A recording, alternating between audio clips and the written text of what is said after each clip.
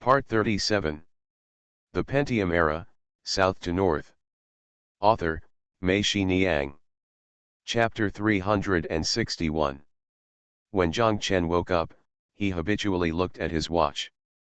It was already past 10 o'clock. He was startled and quickly stood up from the bed.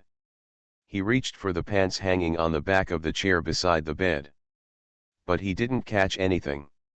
He looked carefully and saw that there was a table and chairs beside the bed. The table and chairs were all at the other end of the room, placed by the window. Only then did Zhang Chen realize that this was not his room in Wenming East, but at Yilin's house. There are no classes to attend today. Not to mention that it's more than 10 o'clock now. It doesn't matter if it's 11, 12, or 5 o'clock in the afternoon. You don't need to go to work anymore. It's not that you don't, it's that there are no classes to attend. Zhang Chen sat there, smiled wryly in self-mockery, and fell back on the bed. Zhang Chen was lying there, but he was completely sleepless. He stared blankly at the ceiling above his head, and then he began to recall bit by bit of yesterday. Yesterday, things happened so intensively and suddenly that he didn't even have time to react. He was like a player who was stunned by a combination of punches in the boxing ring. He staggered. Although he didn't fall down, he was stunned, and completely lost the ability to resist. He can only passively accept all the blows imposed on him. This kind of blow is like a sharp blade. When it is inserted, you will not feel the pain at the time. Only then, after a while, you will be lying on your back. On the bed, staring blankly at the ceiling above his head, Zhang Chen felt that sadness and pain swept over him, quickly overwhelming him. He clearly remembered that afternoon when he came down from Mr. Fu's office and walked to the door of Wanghai International Hotel. The sunshine in Haikan in December afternoon was still hot, but he felt that this hotness was welcoming him. I feel like I am integrating into the city. Looking at the Haixiu road in front of him and the cars and people, and looking at the hotel lobby behind him, he clearly remembered that at that time, he felt a sense of pride. This is my hotel, this is my Haixiu road. He remembered himself at that time, and even wanted to share this happiness and pride with everyone he knew or didn't know. When he thought of that moment, he even thought of the stationery store in Yongcheng, the one that gave him sketchbooks and picture folders. Salesman, he said to himself, because I will be transferred back to Hangzhou tomorrow, I want to share my happiness with you. He felt that his happiness at that moment was the same as that of the salesperson. Now that I think about it, how ridiculous all of this is, my pride and ecstasy, and the ridiculous happiness that comes from being arrogant. Haixiu Road is Haixiu Road, and it will not be your Haixiu Road. Haikan is Haikan. It won't be your city. Including the salesman, he thought that when he returned to Hangzhou, he would return to the fairy tale world and paradise, and happiness and joy would always surround him. No, not possible. At this moment, I was curled up on the bed like a reptile, and he, the salesperson, was probably sitting in an alley in Hangzhou with walls covered with creepers, in front of an old mottled grey door. Zhang was drowsy on the same old bamboo chair as him, and the light that occasionally flashed in his mind was his joy and youth in Yongcheng. He was already too old and lonely. The people who passed by him in the alley were not some sad girls holding oil paper umbrellas and wearing lilac-like hair, but sanitation workers pushing dung trucks. Even they used disgusting words. Looking at him, I felt that this old Sith, the alley is already narrow, and you are sitting here in the way, so tight. Zhang Chen lay there, staring blankly at the ceiling above his head. He felt that he was being rejected by the city. This city was still young, but he was already old. If he just rotted in this bed, the city probably won't even frown. In this world, where is there any permanent departure or return, where is there a paradise that can be achieved overnight, where is your city and your streets? Only loss and sorrow will be your permanent hometown.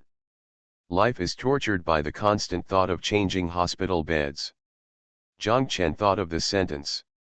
He remembered that it was a sentence in Baudelaire's Melancholy in Paris. He remembered seeing this book, a thin book, on the bookstall at the entrance of Yongchen department store. The first thing that attracted him was the cover of the book. On a light green background, there was a black woodcut in the style of Kollwitz. A sad old man stood in front of a window. The coat on his body was like iron. Covered with dirt and heavy, his eyes were obscure and timid, as if he had retreated to the end of the world. Zhang Chen bought this book for 57 cents. As he was walking and reading, he turned the page casually, and what jumped out at him was the sentence. He remembered it. Yes, this world is like this. If you change a place, it means changing a hospital bed. Everyone is sick, but the severity is different. No one should laugh at anyone. The Wanghai Tower project is the closest connection between Zhangchen and the city. Ever since he decided to take on this project in December last year, his whole life has revolved around this project. This project has placed all his hopes on it. The future has also become his daily life. When he found that he and Jin Lily were becoming more and more estranged, he did not despair. He vaguely felt that he still had sustenance. When he decided to terminate his relationship with Gu Shufang, he actually went back to Wenmingdong with trepidation every day. His home was more like a tormenting purgatory, but he always warned himself that all this would pass and it would be fine when the project was completed. Now that the project is completed, he has become an irrelevant person. After the closest connection between him and the city was lost, Zhang Chen felt that he and the city had become alienated. He no longer had the confidence to say, "This is mine city, this is my street now."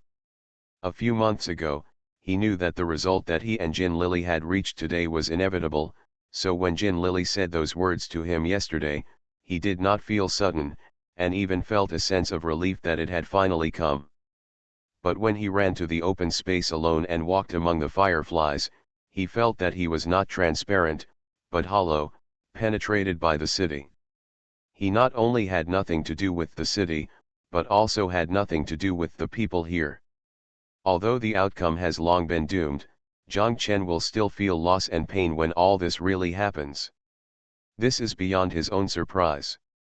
Perhaps it is to escape such pain that Zhang Chen has not had the courage to talk to Jin Lily. Separate. He didn't know why he was in pain or why he was lost. He just felt that when something you are used to is really taken away, there is actually no way to make up for the vacancy. It may be that after people are continuously drained like this, they begin to become more and more indifferent and rickety, first mentally, and then physically. The reason why the eyes of a dying person are numb is not that he no longer cares about the world. Interested, but he doesn't know what else is worth lingering on. So many years of emotional experience, if you say it is long, it is very long. If you break it down into every minute and every second, it can cover everything. If you say it is short, it is actually very short. It is only 5 words, let's break up, it can cover everything. Zhang Chen now regrets that he did not take the bundle of money yesterday. He should have taken it away. When he gets down below, he can start arranging the money one by one on the ground from the entrance of the financial garden. He can use a 30-meter leather tape measure, and let the wild boar vehicle help pull the end of the tape measure, and measure it yourself until you reach the last piece. In this way, he can know how much money a few years of love would cost if converted into money. Who said there is only one way to calculate time? If you convert it into money, can't you also calculate the length of emotional time? Zhang Chen was just like this, thinking aimlessly, thinking about falling asleep. In his sleep, he continued to think like this, and when he woke up, he felt like a trash can, and like a person rummaging through the trash. All these things were dug up and buried again. At noon, Lu Ligan made a special trip back home.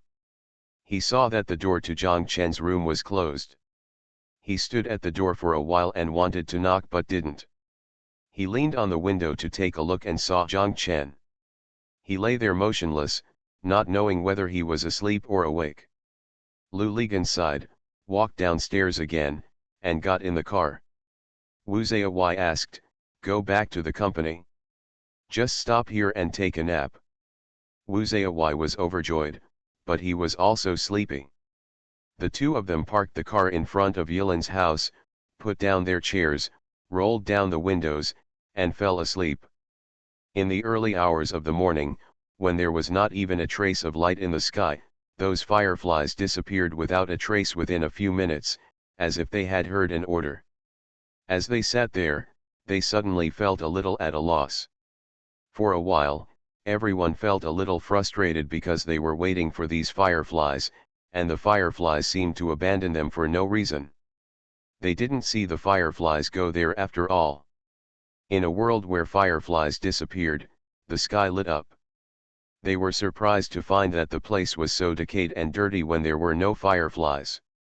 The place where they were sitting was actually a piece of mud dried by the sun in the early morning, mist drifted from the swamp not far away, and a foul smell filled the air.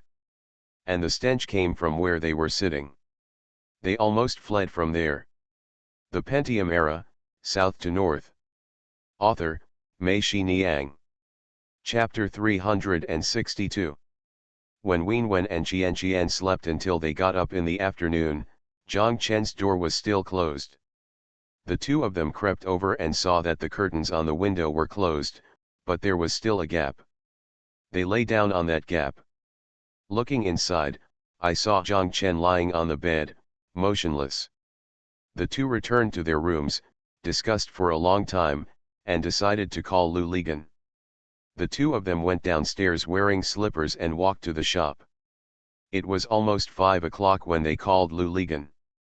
Lu Ligan listened to what they said and cursed, "Damn it, it looks like this guy didn't get up for lunch again." Lu Ligan thought for a while, and then he told Wenwen, "Get ready. I will come back early. We will have hot pot tonight." Wenwen shouted, Okay, I want to eat seafood." Lu Ligan called Wu Zaiyi, went to the Dongmen market, bought a lot of seafood and vegetables, and bought half a roast goose. When he got home, Wu Zaiyi put all these things on the table by the pool in the courtyard, and Lu Ligan standing in the yard. I raised my head and called out to Wenwen and then Qian. Neither Wenwen nor Qian responded. "These two diehards," Lu Ligan cursed.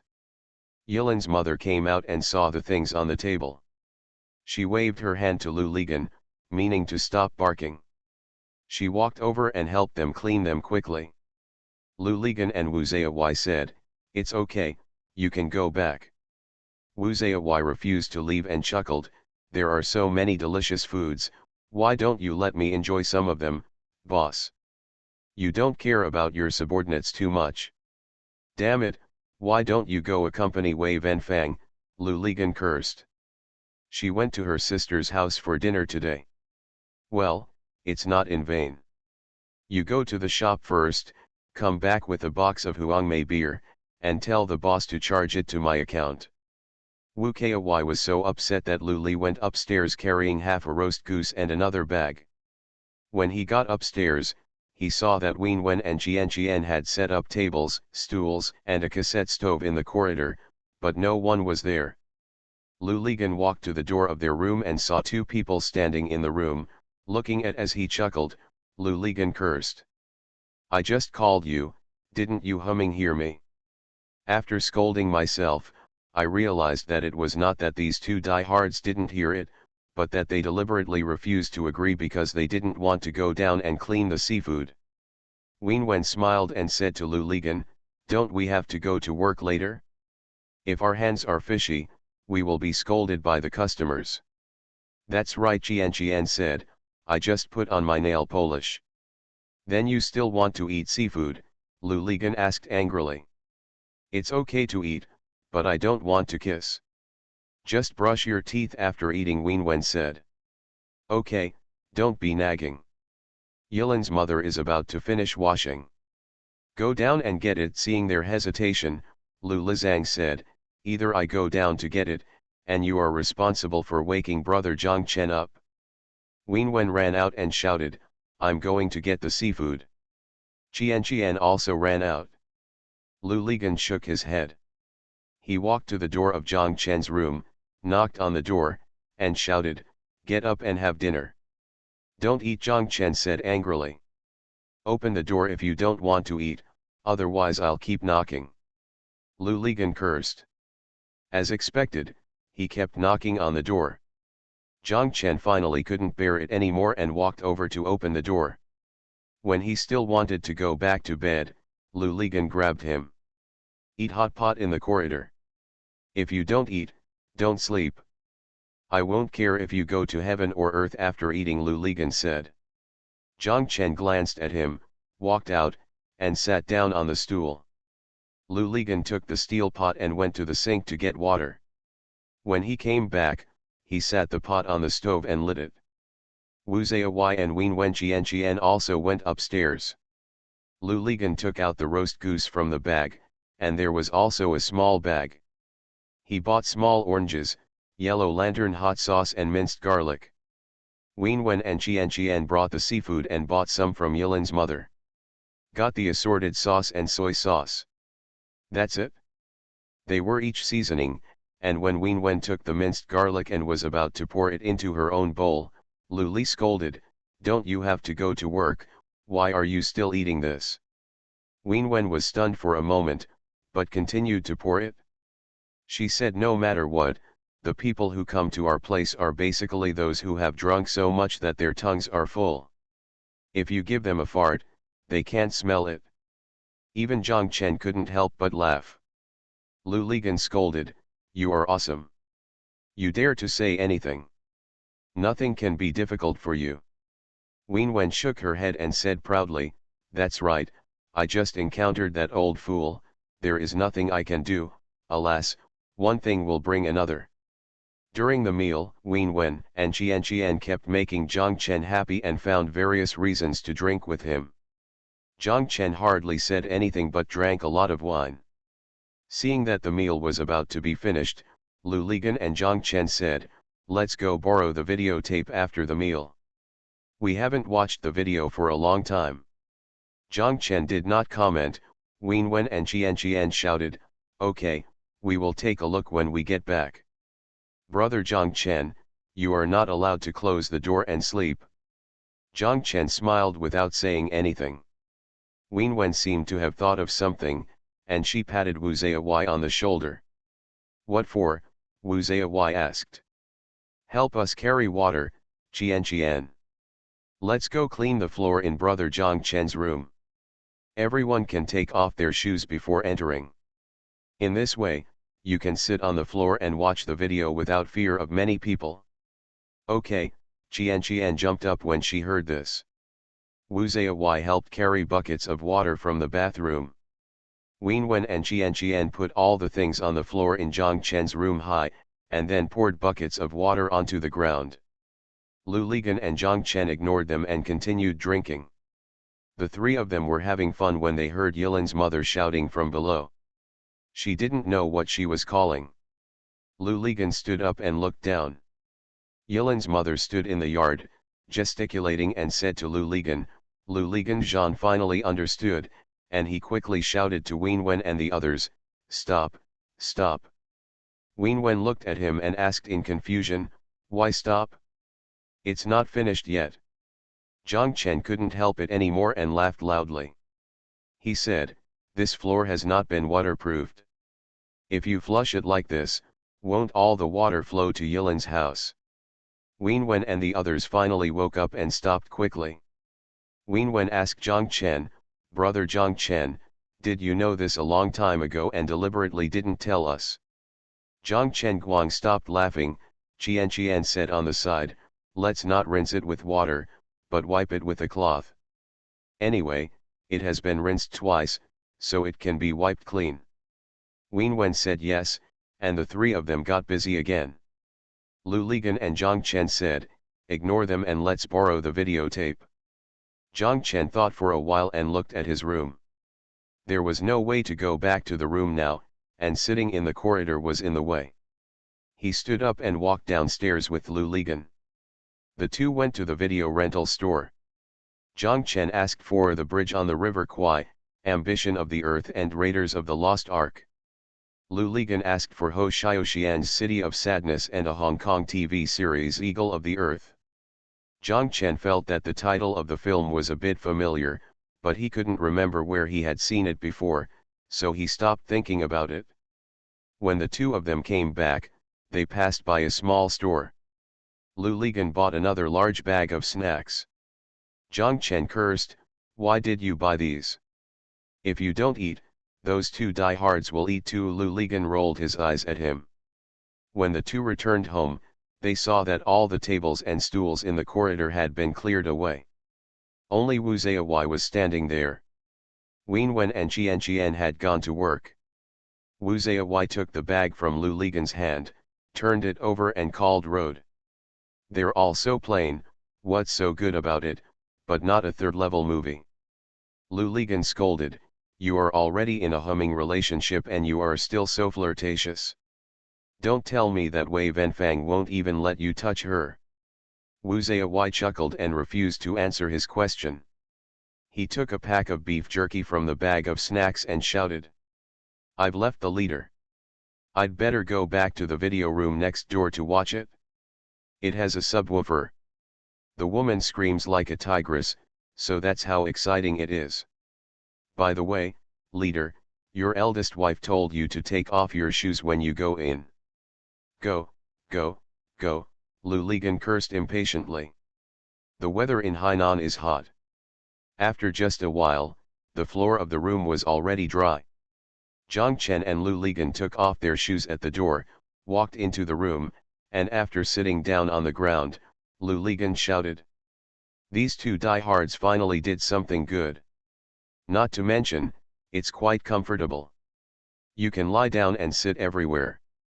Zhang Chen sat down on the ground with his back against the wall.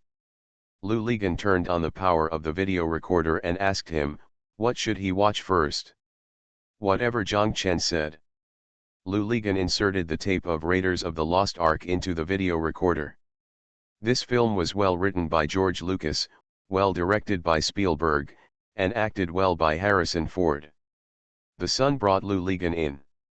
Lu Ligan looked very expressive. Zhang Chen stared at the screen, motionless, with no expression at all on his face. Lu Ligan occasionally peeked at him, feeling that although his eyes were fixed on the TV, his heart was actually not here. After the entire movie was played, he did not make a sound or change his posture. "What are you looking at again?" Lu Ligan asked. Zhang Chen said, "Oh," as if waking up from a dream. He still said, "Whatever." Lu Ligan changed bridge on the River Kwai and looked back halfway. Zhang Chen had fallen to the ground on the side, curled up and fell asleep. Lu Ligan sighed, turned off the video recorder and TV, and walked out. You are listening to Novels at Bless Up channel. Wish you happiness and luck. Please subscribe to receive new novels. How do you feel about this novel? Please like and leave a comment. The Pentium Era, South to North. Author, Mei Xiniang. Chapter 363. Wen Wen and Qian came home from get off work and saw the door to Zhang Chen's room open, the lights in the room turned off, and the light from the TV flickering. Wen Wen and Qian walked in and saw Zhang Chen curled up on the ground, seemingly asleep, and Lu Lepole sitting there with his back against the wall, staring at the TV. What was playing on the TV was a Hong Kong TV series. Wen Wen said, "Huh?" She pointed at the person on the screen and said, "Look, does this look like Brother Zhang Chen?" Qian looked at Zhang Chen on the ground and said, "It looks like, really, who is this?" Wu Jinaiu, Lu Ligan said. Wen Wen and Qian stood and looked at each other for a while. Wen Wen said, "I'm going to take a shower first and come back after I'm done." Qian said, "I'll go too." Wen Wen kicked the bag of snacks on the ground and asked Lu Ligan, "Why, are they prepared for us?" Lu Ligan said, "Yes, is it interesting enough?" "Okay, you have a conscience." Wen Wen nodded with satisfaction and walked out. The two of them returned to Zhang Chen's room after taking a shower. They turned on the lights when they entered. Lu Ligan cursed, "Close the door, damn it, there are mosquitoes." Ween Wen ignored him. She walked to the table fan on the ground, stretched out her foot, pressed the button of the fan with her toes, and pulled up the shaking button on the head of the fan with her hand. The fan shook 45 seconds. "At an angle, the wind is blowing." "Okay, there are no more mosquitoes," Ween Wen shouted. She walked to Zhang Chen's side, knelt on the ground, bent down, and confirmed that Zhang Chen was really asleep. Ween Wen called, "Brother Zhang Chen, brother Zhang Chen." Zhang Chen muttered vaguely, "What are you doing?" "We're back, get up quickly, watch something and eat the video." As soon as Ween Wen finished speaking, Lu Ligan and Qian started laughing. Ween Wen herself also realized it. She smiled and said, that's right, that's right. I was eating and watching a video." Zhang Chen continued to mutter, "Look, I'm sleeping. If you don't look at the TV, there is a person who looks like you." Zhang Chen vaguely thought that someone seemed to have said this, but he was not interested and said, "Don't look, I want to sleep." Ween Wen straightened up, looked at Zhang Chen, and sighed softly.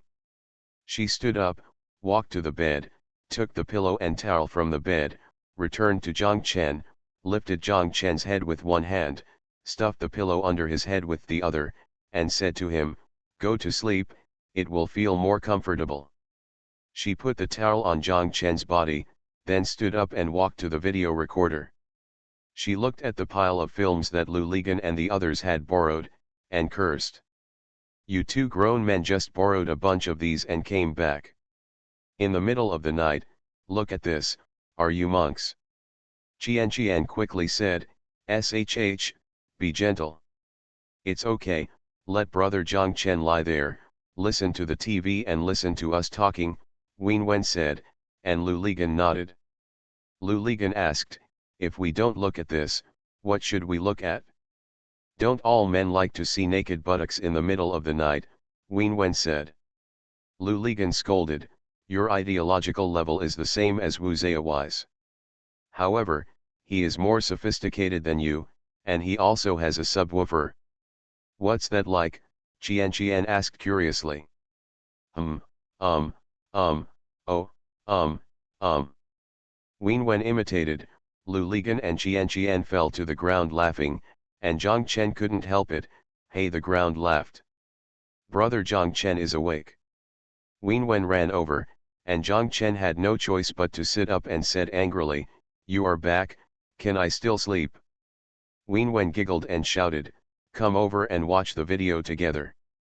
Ween Wen took the pillow on the floor, stood against the wall, and said to Zhang Chen, "Brother Zhang Chen, sit here and feel more comfortable." "So considerate," Lu Ligan said. "What, are you jealous? It's a waste to die of soreness," Ween Wen scolded. Zhang Chen sat down, and Ween Wen sat down between him and Lu Ligan. She glanced at the TV and slapped Lu Ligan's thigh. Lu Ligan cursed, "What are you doing? You were playing this when we came in, why are you playing it again now?" Ween Wen shouted. "He played this episode all night and it was so noisy," Zhang Chen said. Lu Ligan chuckled. Of course he couldn't tell them that this was the 9th episode of Eagle of the Earth. That night at Wanghai Tower, he watched this episode with Huang Meili. This night, he watched it over and over again. Watching this TV series, you will think of the scene that night, as if Huang Meili was beside you. When Lu Ligan woke up, it was already bright outside. He looked around the room. Ween Wen didn't know when she had climbed onto Zhang Chen's towel and fell asleep. Qin's head rested on Ween Wen's thigh. He also fell asleep, and Zhang Chen was the only one still sitting there, staring at the TV in front of him. On the TV screen, there were snowflakes flashing in the ground, and the videotape in the VCR had long been finished playing. Lu Ligan got up and said to Zhang Chen, "Let's go eat noodle soup." Zhang Chen didn't seem to hear what he said and was indifferent. Lu Ligan walked over and kicked his feet. Zhang Chen turned his head and looked at him, as if he just knew that Lu Ligan had woken up. "Let's go and eat noodle soup, make it spicy," Lu Ligan said. Zhang Chen said oh, then supported the wall with his hands and stood up. After returning from the soup noodles, the two of them stood in the corridor smoking. Lu Ligan asked Zhang Chen, "Are you okay?" "What do I need?" Zhang Chen smiled reluctantly. "Speak up if you have something, don't hold on, at least you still have friends." Lu Ligan was silent for a while, and then said, "Everyone cares about you, including these two diehards." Zhang Chen didn't respond. After a while, he said, "I know, I'm really fine. It's just that sometimes there's a buzzing in my head and I feel a little dizzy." Lu Ligan originally wanted to scold you, "Damn you, you haven't had a proper meal in a day, how come your head isn't buzzing?" When the words came to his lips, Lu Ligan held back again. He said, "Take advantage of this time to have a good rest. I have been on the island for more than a year and I have been busy." Zhang Chen smiled bitterly and said, "In the end, it's all in vain." "You can't say that. I didn't make any money, but at least I learned experience. Now if I ask you to do such a big project, you will definitely not panic. It's more about learning a lesson." "That's right, the lessons are also very valuable. Who will not fall if you go out to explore, just like Meng Ping?" "A loss is a blessing, right?" Zhang Chen interrupted him. "We who come from the mountains are still simple-minded and trust others too easily," Lu Ligan said with a self-deprecating smile. "Where's your rendering?" "Didn't you say it's already here?" Zhang Chen asked. He obviously didn't want to talk about this topic any further. "Aren't you pressed for time? I sent you to Beijing the night before yesterday and you should be back today. How about it? I'll detain you when you get there and you go to my company." Zhang Chen lowered his head and said nothing. Lu Ligan said, "I'll bring it back. You can help me take a look." Zhang Chen said yes. The two smoked silently and looked downstairs. Yilan's mother took a broom and swept the chicken excrement on the tricycle to the ground. Then she swept it to the flower bed in the corner of the yard, took a shovel and swept all the chicken excrement away. Shovel into the flower bed. Then, she connected a leather pipe to the faucet, turned on the water, and rinsed the tricycle and the yard. The two of them looked at her work, seemingly fascinated. Yilan's mother looked up and saw them looking down, and she grinned. Lu Ligan asked her how the chicken sales were going now. Yilan's mother said, "That's fine.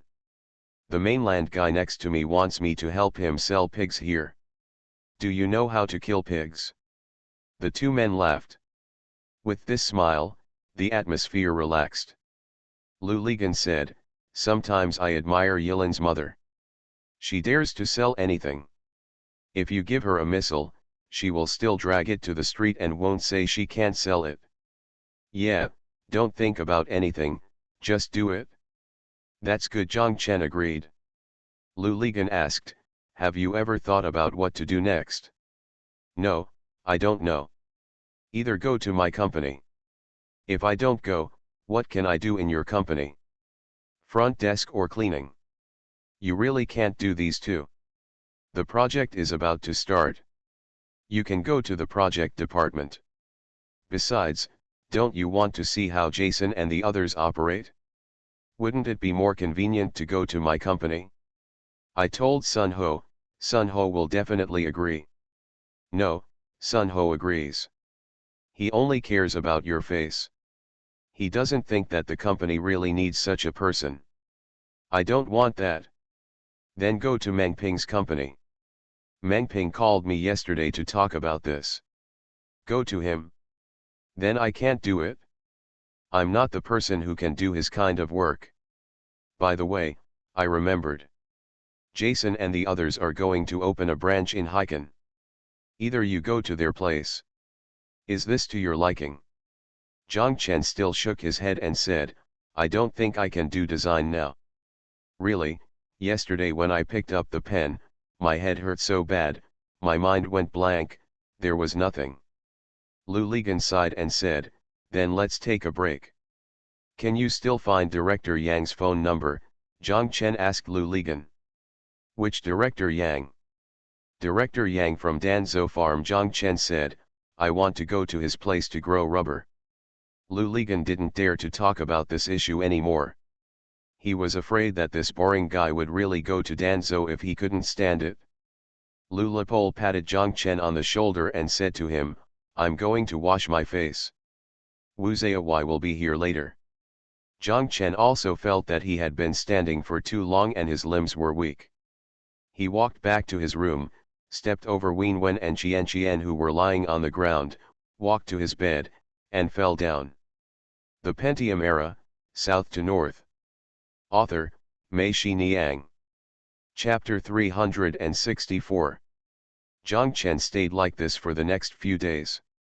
He spent most of every day huddled on the floor of the room, sometimes here and sometimes there, like a pile of things piled there. Even Wen Wen and Qian came back and called. The three of them were watching the video and having fun. Zhang Chen was indifferent and lay on the ground with his back to them. Lu Ligan knew that Zhang Chen was thinking wildly. He thought that if someone was making noise nearby, it would at least make him less focused on his random thoughts. Lu Ligan even hoped to provoke him and scold them, so that people might feel better. But Zhang Chen seemed to exist in another world and turned a deaf ear to everything they said. Lu Ligan and Wen Wen Qian played for a while, then looked at each other, shook their heads, and sighed secretly. They didn't know what else to do. Can cope with this situation. Lu Ligan arrived at the company.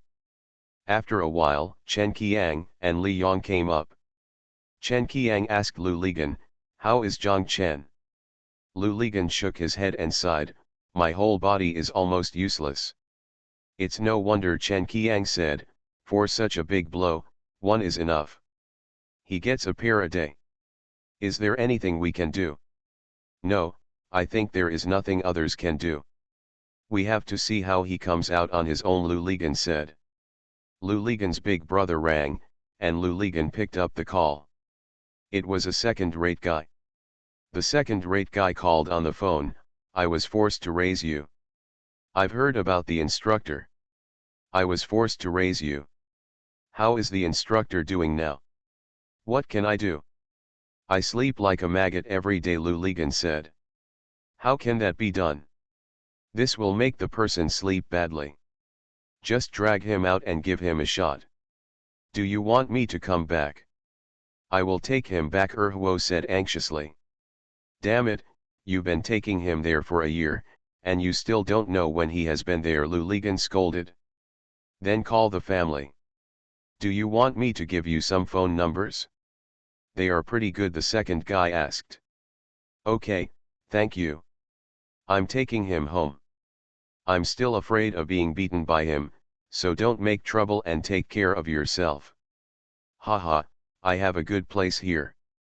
I have developed a lot of good products. I am forced to raise you. Either you bring the instructor to me and I will take care of him. Are you going to F***ck ding? Can Zhang Chen go to your construction site? The second-rate guy was stunned for a moment on the phone, and then he remembered that his construction site belonged to Pig Grass Girl and the others. Pig Grass Girl had broken up with the instructor now, so bringing him here wouldn't be a slap in the face. The second-rate guy quickly said, I forgot, damn it. Lu Ligan hung up the second guy's phone, and Li Yong said on the side that this second guy was right about at least one thing, Zhuangzi, if he continues to sleep, he will really get sleepy. We still have to find a way to bring him out. Let's work together. It's okay to have a drink and chat. I think so too, Lu Ligan said with a grimace. 2 days ago, I could take him downstairs to eat noodle soup and borrow videotapes. Now it's better. I might as well not even go downstairs. If it wasn't, he probably wouldn't even leave the door to go to the bathroom, and he hasn't taken a shower for several days. Either you fight fire with fire, or you don't even buy him food, and let him starve until he can't bear it, and he has to go downstairs to eat, Chen Qiang said. Lu Ligan smiled bitterly and said, That's because you don't understand him yet. This guy will really let himself starve to death there. Jiang Chen opened his eyes and saw that the cement floor in front of him was polished by Wen Wen and Qian Qian every day. It was shiny. In the distance were the foot of the bed and the table fan. He could also see a few strands of spiders under the bed. The silk hung there, fluttering in the wind. The spider webs were cleaned up by Wen Wen and the others, but these ownerless spider silks still remained. Jiang Chen felt that the feeling of lying on the ground was really different from lying on the bed, and the world he saw was also different. When his head was on the ground, when he opened his eyes, all he saw was the ground. When he was lying on the bed, all you see is the ceiling. What's even more different is that when you lie on the ground, you see that everything is taller than before, whether it is a bed, a chair, a table, or a fan, including shoes. Those shoes lying quietly in the corner also look taller. Just like the kind of living shoes painted by Van Gogh, struggling to survive and thrive, which makes people inexplicably moved and surprised. Jiang Chen knew that this was due to the angle and perspective. Changing the angle of those commonplace things would bring about a different feeling. Lu Ligan had gone to work long ago. Wen Wen and Qian Qian also went back to their rooms. Jiang Chen was lying there. The surroundings were quiet. It was not quiet. In fact, there were still many sounds coming from far and near. You can't count them clearly, but these sounds have nothing to do with you, and your ears automatically filter them out. He heard his BB recorder ringing. The sound was far away and had nothing to do with him. It should be 1 or 2 o'clock now. Jiang Chen thought that he should set up a pole in front of the window, so that when he lay here, he could know the passage of time based on the change of the shadow of the pole on the ground. Jiang Chen felt hungry, but he didn't want to get up. The whole city had begun to take a nap. Why should I get up? Just be hungry if you're hungry. If you've been hungry for a long time, you won't feel hungry anymore. Tuk tuk tuk. Jiang Chen seemed to hear a knock on the door.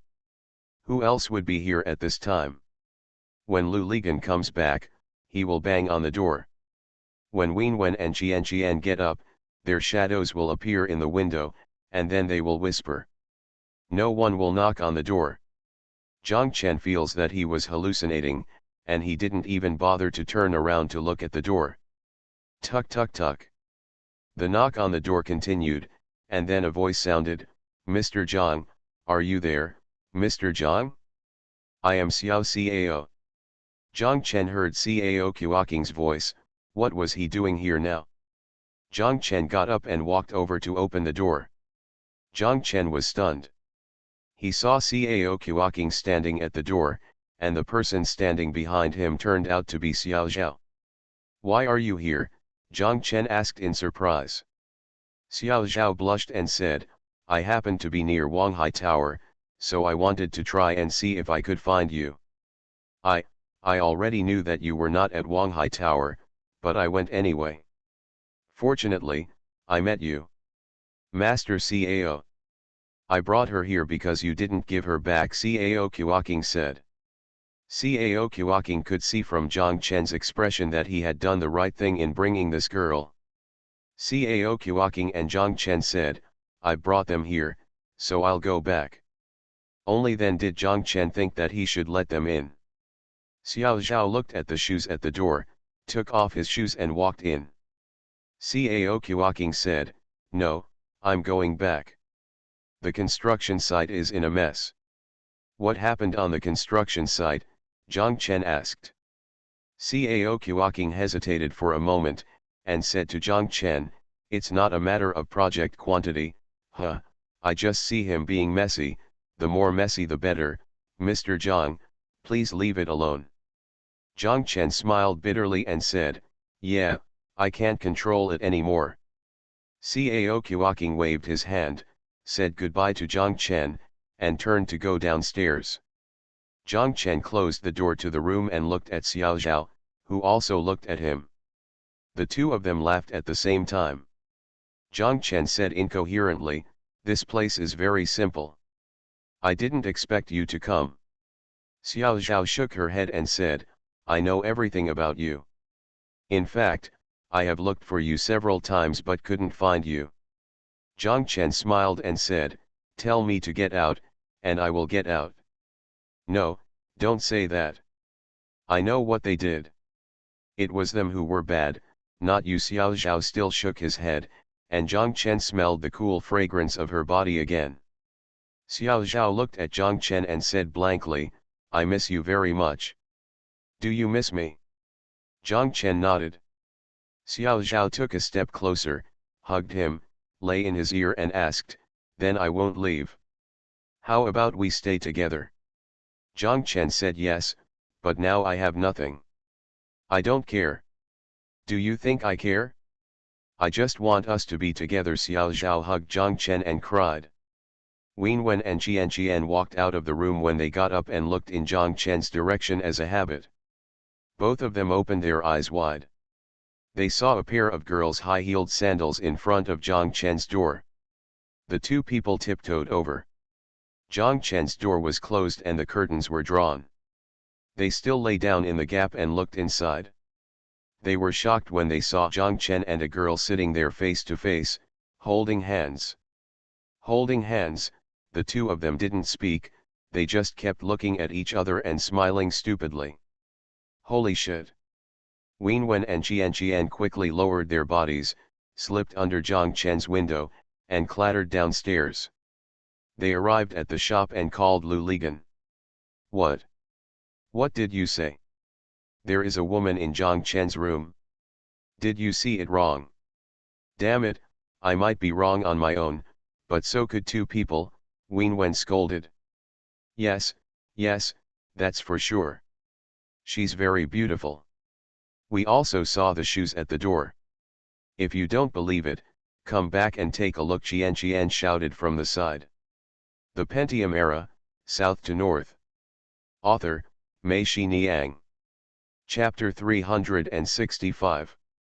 When Lu Ligan received Wen Wen's call, of course he had to go back and take a look immediately. Lu Ligan called Wu Kai and ran home. The car stopped in front of Yilin's house. As soon as Lu Ligan got out of the car, he saw Wen Wen and Qian lying on the railing of the corridor, waving to him desperately, and pointing at Zhang Chen's room from time to time. There were expressions on their faces. It was a smirk on his face. Lu Ligan ran upstairs in 3 steps and 2 steps at a time. The first thing that caught his eye was Zhang Chen's pair of white high-heeled sandals at the door. Lu Ligan knew that Wen Wen and the others were right. He stood at the door, not caring about anything else. He knocked on Zhang Chen's door and shouted. Zhang Chen, it's me. The door opened, and Zhang Chen stood there with a smile, a little shy. Next to him stood a very beautiful girl, who was quite elegant. Zhang Chen and Lu Ligan said. This is Xiao Zhao. Then he said to Xiao Zhao, this is Lu Ligan, my brother, who lives next door. He saw Wen Wen and Qian hugging each other and said to Xiao Zhao, this is Wen Wen, this is Qian, they are also our neighbors. They live in the innermost room. Xiao Zhao's face turned slightly red, he looked at the 3 of them, nodded respectively, and said to them, hello. This is that. Lu Ligan remembered and asked. Zhang Chen nodded. Lu Ligan felt ecstatic and almost cried. He was saved. It turned out to be her. Lu Ligan thought to himself, now Zhang Chen was saved. It didn't matter if the sky fell. There was no need to worry about him anymore. In the future, I will live here too. You won't welcome me, right? Xiao Zhao asked with a smile. Lu Ligan quickly said, welcome, of course. Qian also said yes. Wen Wen sighed and said, well, I originally thought that now I have a chance, I can date brother Zhang Chen, but unexpectedly a cut-off guy came. Now, I can give up. Everyone laughed. Wen Wen and Qian looked at Xiao Zhao and felt that they liked her from the bottom of their hearts. She was different from Sister Lily. She was not so domineering. She always gave people the impression that she was a great dick, which made people want to leave just looking at her. She is far away. This makes people like her just by looking at her. I want to hug her. Brother Zhang Chen is really the right one to find her. Take me to get something. I came out in front and didn't get anything, Xiao Zhao said to Zhang Chen, and Zhang Chen agreed. Let's go together and drive there. The car is downstairs, Lu Ligan said to them. The three of them went downstairs, and Wen Wen and Qian wanted to follow. Lu Ligan told them that they couldn't sit down anymore and that you should wait for us at home and have dinner together when we come back. Wen Wen and Qian gave up. Zhang Chen directed Wu Ziyawai to drive to the door of the hotel. When Zhang Chen asked Wu Ziyawai to pull over, Lu Ligan was secretly surprised. Why is it here? Isn't this the place where Huang Meili brought him to eat? Xiao Zhao got out of the car and Zhang Chen was about to follow him. Xiao Zhao said to him, no, just a little something. I can take it myself. I also want to say something to Xiaoning. Zhang Chen said yes. Xiao Zhao went in from the stairs of the private house next to the hotel. Lu Ligan remained stunned there. When Xiao Zhao's figure disappeared at the entrance of the stairs, Lu Ligan suddenly asked, did she live on the second floor? Yes, how do you know? Zhang Chen asked strangely. Lu Ligan and Wu Ziyawai said, go down and smoke. Wu Ziyawai knew that they had something secret to say, so he went down with a cigarette. Lu Ligan turned around from the passenger seat, looked at Zhang Chen in the back seat and asked, is there a door in her room that opens to the backyard of the hotel? Zhang Chen was even more surprised. He said yes, how do you know? Have you been here? That's right, it's her. She is really destined, Lu Ligan sighed, with a strange expression on his face. Damn it, can you stop being so hesitant and speak clearly once and for all? Zhang Chen scolded. Lu Ligan calmed down, and then he and Huang Meili came here to eat. Every time, they would be in the same box, and Huang Meili would open the curtains and look out the window. Before 8 o'clock, she would wait for the restaurant on the second floor opposite. In the small door, a girl appeared, but she couldn't wait, so she told Zhang Chen. Zhang Chen was also amazed.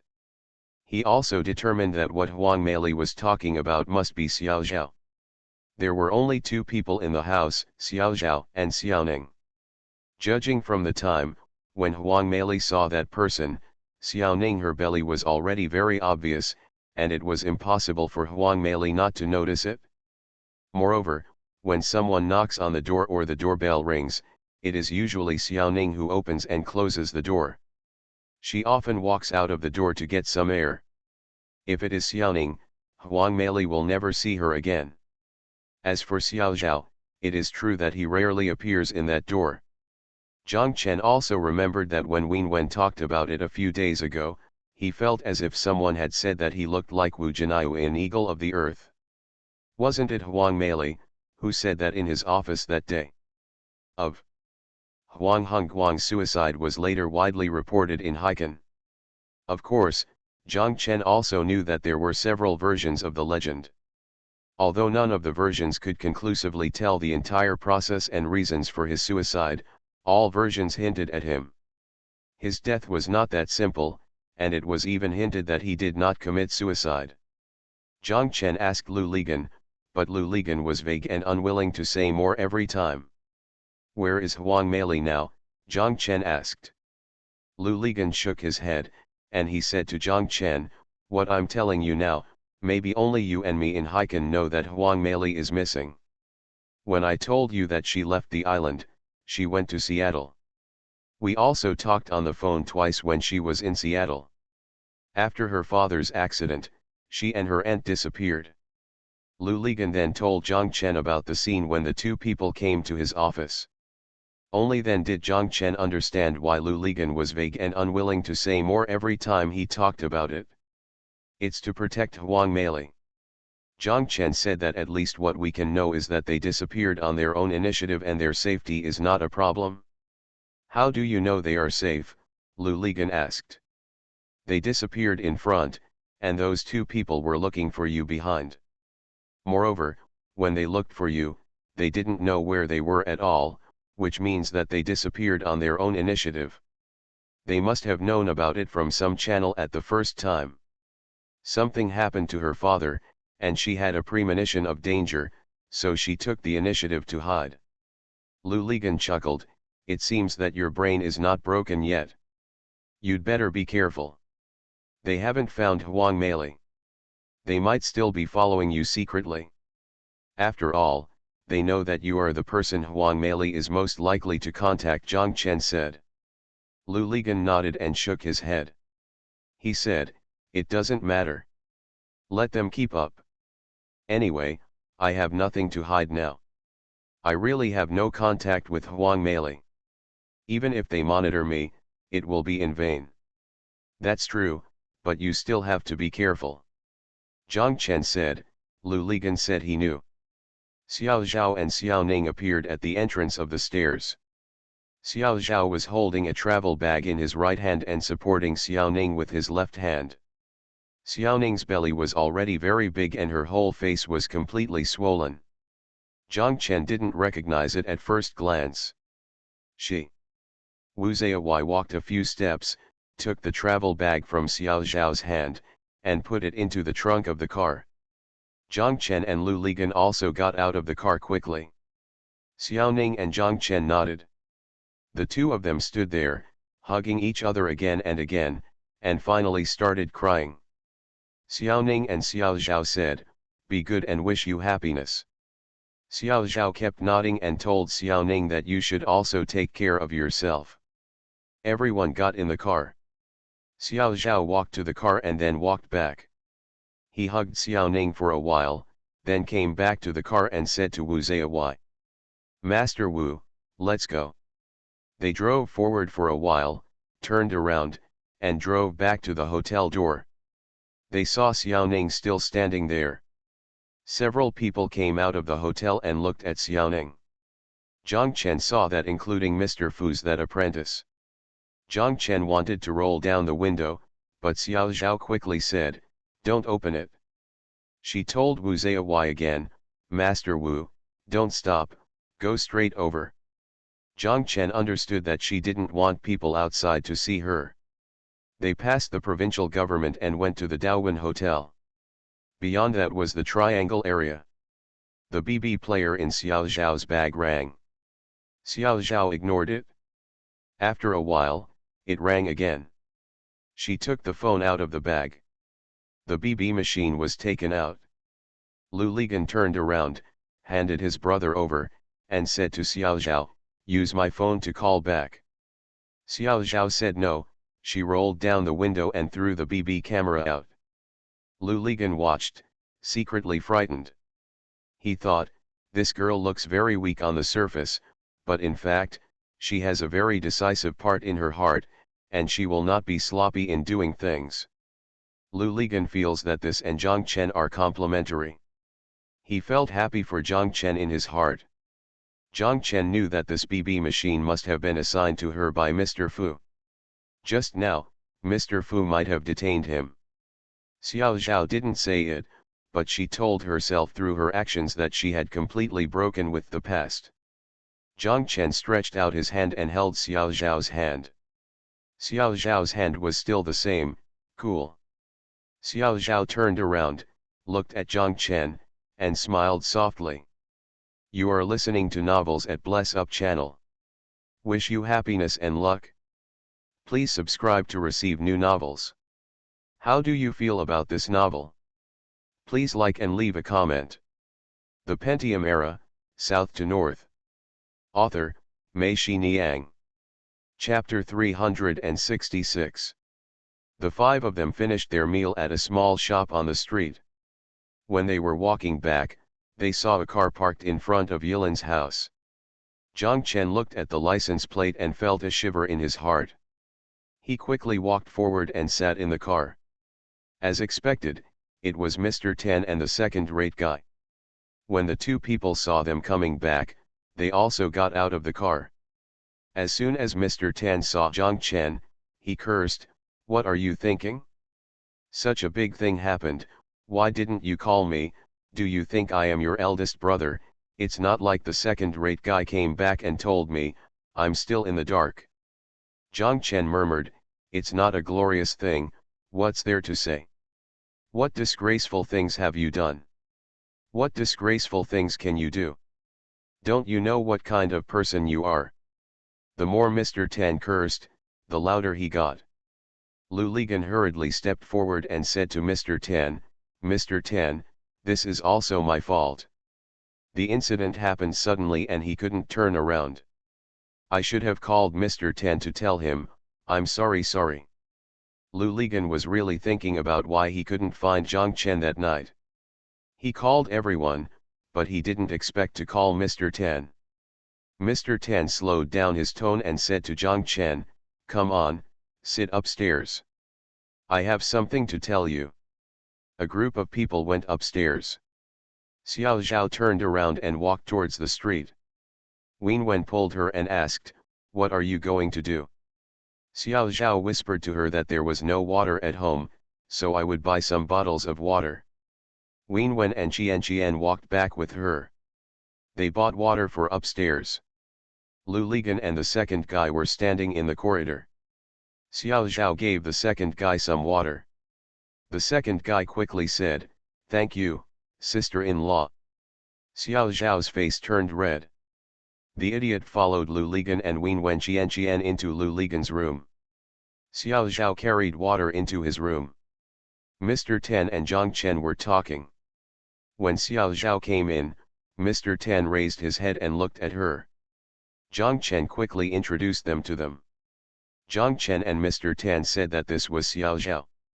He also told Xiao Zhao that this is Mr. Tan, my eldest brother. Xiao Zhao took a bottle of water, handed it to Mr. Tan, smiled at him and said, brother, please drink water.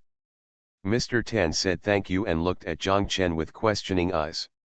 Jiang Chen quickly said, my girlfriend. Mr. Tan said oh and said, let's sit together, we are all members of our own family. Xiao Zhao obediently found a stool and sat down next to Jiang Chen.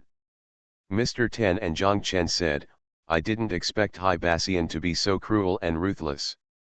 I also asked someone about it. They really did everything in this matter. You are lucky to escape jail. Since this matter it has already happened, so it can only be regarded as a lesson. Alas, it's my fault that Big Brother doesn't remind you enough. Jiang Chen shook his head, how can I blame brother for this?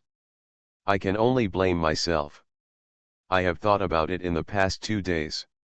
If I can control myself, I will not touch any illegal things, even if you say that I will break the rules if you don't help others carry it, they won't be able to do anything. That being said, if you really do this, I'm afraid you won't be able to move forward. This is a hummed-up society, and it's hard for a person to be alone. Mr. Tan said, okay, let's not talk about it. Let's talk about your next step. What do you plan to do? Jiang Chen smiled bitterly and said, what other plans can I have? Just take it one step at a time. To be honest with you, I have thought about whether I should go to the farm to grow rubber. You think growing rubber is easy? You really can't do that job, Mr. Tan said. In this case, you should go back to the company to work tomorrow. No, Jiang Chen quickly shook his head. Why, do you think my temple is too small? No, it's just that I feel that I can't do the design job anymore. My mind is blank now and I get a headache when I pick up a paintbrush. If you can't do design, just be your instructor. If you can't even be an instructor, just sit in the company. You won't get a headache just sitting there. Jiang Chen still shook his head and said, no, then I will feel that I am a useless person in the company, and I will be very stressed.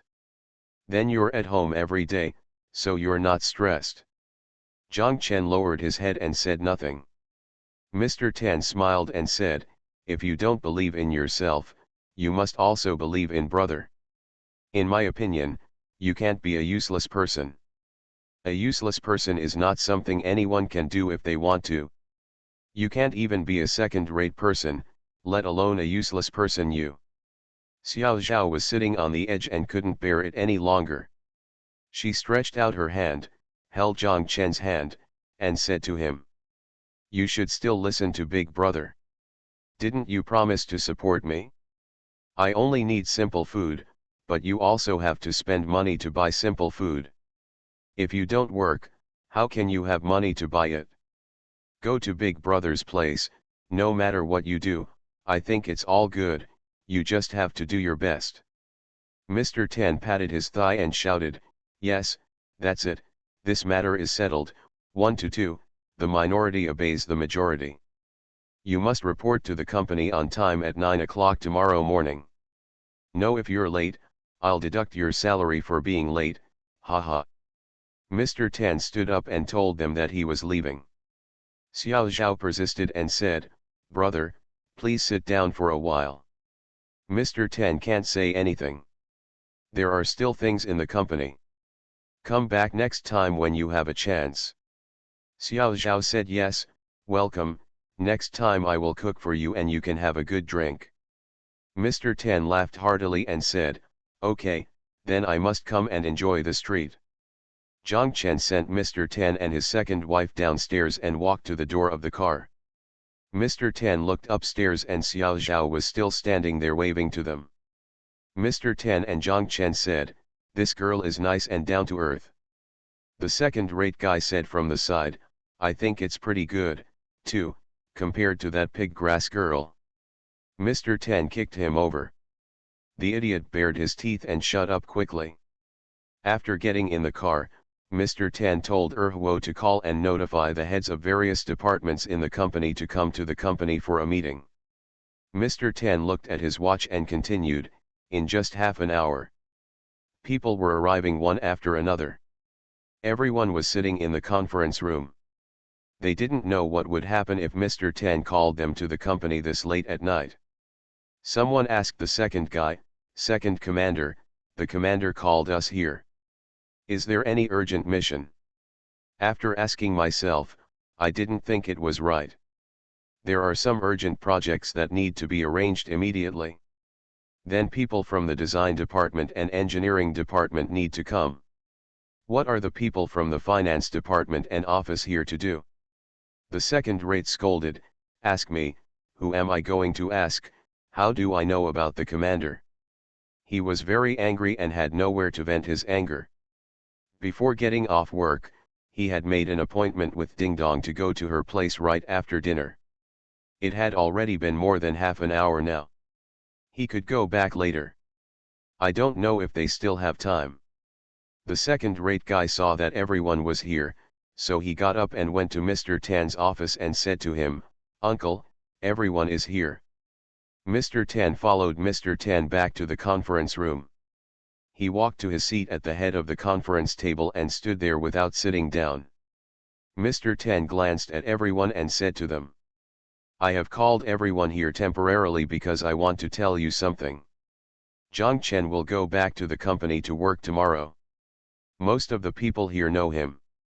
For those who don't know him, just ask the people next to you and you will know who he is." "Who is it?" "What I want to tell everyone is that when he comes back this time, he has a different identity than before. He is not a designer, but my brother.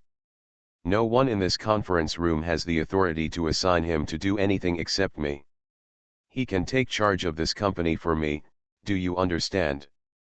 "I understand." Everyone looked at each other, not knowing what happened, but since it was Mr. Tan's decision, of course they made it clear. "Say it louder." "Clear. There is one more thing I want to explain to everyone, and everyone should explain it clearly to their subordinates." Mr. Tan continued, "In front of Zhang Chen, no one should mention the Sanya Bayview Hotel project to me. No words are allowed to be mentioned, do you understand?" "Clear." "Especially you." Mr. Tan looked at the second-rate guy. The second-rate man quickly said, "I understand, of course I understand, isn't it just from the second commander to the third commander?" Mr. Tan glared at him, and the idiot quickly changed his words, "Oh, no, no, not the third commander, I am the last commander, and I am the last commander." Everyone laughed, and Mr. Ten also laughed, and then cursed, "What the hell are you, a commander? You are nothing." He glanced at everyone again and shouted, "The meeting is over, the finance and office staff will stay, and the others can go back." As soon as the idiot heard that the meeting was over, he quickly slipped out.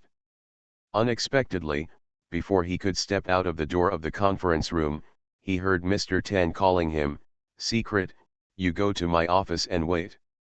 I have something else to tell you." The idiot's face suddenly drooped. As he continued to walk out, he cursed in his heart, "It's over, it's over. It looks like today's cannon will become a useless cannon. It's been a long time since I returned to Heiken, why did you treat me like this?" The Pentium Era, South to North. Author, Mei-Shi Niang. Chapter 367. After Zhang Chen sent off Mr. Ten and the second-hand goods, he returned upstairs. Lu Ligan immediately ran over and asked, "How is it? What is Lao Tan doing here?" "He asked me to go back to work," Zhang Chen said with a bitter smile. "Okay, Lao Tan's place is not bad, you are familiar with the people, and besides, Lao Tan also trusts you," Lu Ligan said. "It's when he trusts me that I feel pressured. I feel that I no longer have the ability and will let him down. No, believe me, craftsmanship sticks with you and you can't throw it away in your life. When the time comes, you can still ride it. How long have you not ridden a bicycle? If I ask you to ride it now, will you be unable to ride it? Throw you into the water. Will you drown?" Lu Ligan straightened up, laughed, and said solemnly, "Damn it, many times, I feel that I am still a poet even if I don't write a word, really." Zhang Chen laughed loudly, "You are still a poet, but you are a dead person, right? So what if I'm dead? Let me tell you, if I die suddenly, you can just find a piece of land, bury me, and set up a monument for me in front of the grave with my name, age, etc. Don't write, just write one line, 'A poet is buried here.' How stupid. I guarantee that other people can't figure out whether Li Bai or Yesenin is buried here. This place will become a landscape." After Lu Ligan finished speaking, he started laughing, Zhang Chen also laughed, and Xiao Zhao scolded from the side, "It's unlucky, you can't die." After walking for a long time, "I'm back to where I started," Zhang Chen said with emotion. Xiao Zhao stood up. She walked to the simple wardrobe and rummaged inside.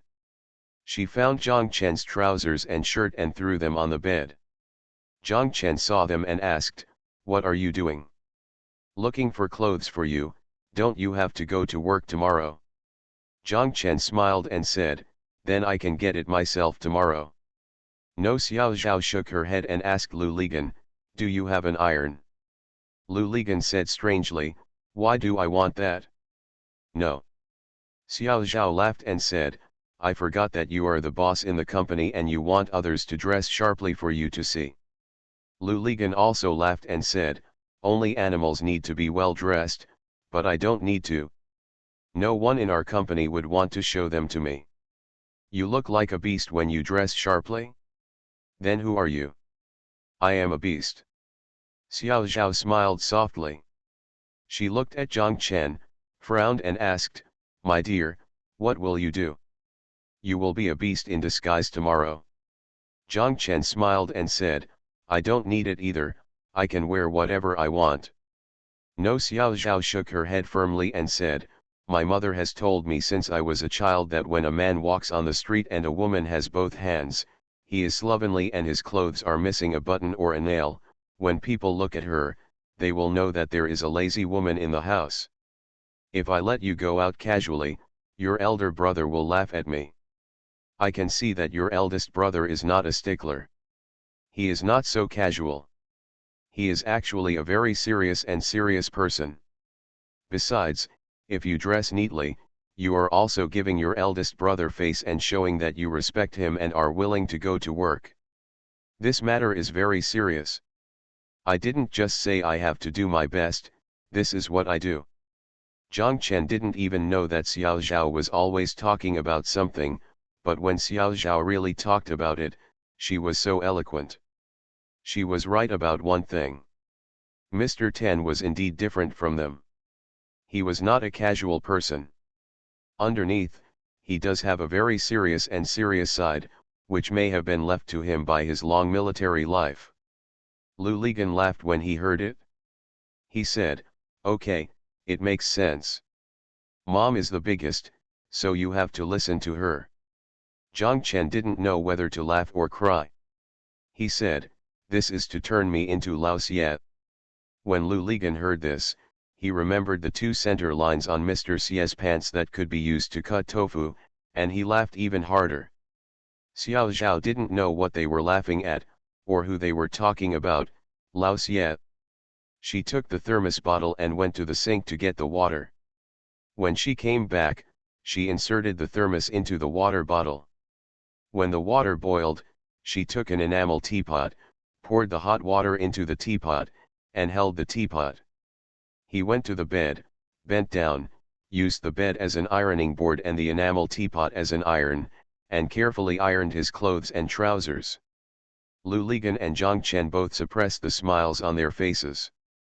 They looked at Xiao Zhao's careful look and felt a little emotional in their hearts. Jiang Chen thought to himself that even if he and Jin Lily had a good relationship before, Jin Lily would not do it for him. What Jin Lily is good at doing such detailed things is rough lines. Xiao Zhao reminded him of a person, and that was Gu Shufang. She would tuck your clothes, stretch her front, and dust you off at any time. As long as you were by her side, she would always show her concern. They all stay on your body. This is probably femininity, right? Xiao Zhao ironed the clothes and pants, hung them on a hanger, and held them up in front of her. She looked at them, clicked her tongue with satisfaction, smiled softly, and then hung them back in the closet. She turned around and met Lu Lirod said, "There is still water. Bring your clothes and I will iron them for you." Lu Ligan quickly waved his hand, "I don't need it, thank you. Really, I'm so neatly dressed that I can't even walk." After a pause, Lu Ligan looked at Jiang Chen and smiled again, "I don't have a woman in my family anyway, so I'm not afraid of embarrassment." Xiao Zhao wanted to say something else, but Jiang Chen also said, "Don't worry about him." Then Xiao Zhao gave up. In the dead of night, Xiao Zhao snuggled into Jiang Chen's arms and asked him, "Do you want to know why that person did this?" "Which person?" "Oh, that person, I'm talking about Wanghai Tower." Jiang Chen understood that Xiao Zhao was talking about Mr. Fu. In this way, Xiao Zhao knew things that he didn't know. Although it is unpleasant to talk about, if you always keep it in your heart, you may not be able to let it go. If you know it, you can let it go completely. Jiang Chen nodded. "Actually, this matter has something to do with Xiaoning." "Is it related to Xiaoning?" "Yes, but like me, she only found out about this after you left Wanghai Tower, so I felt that I had to find you. I was very worried." "Worry about what?"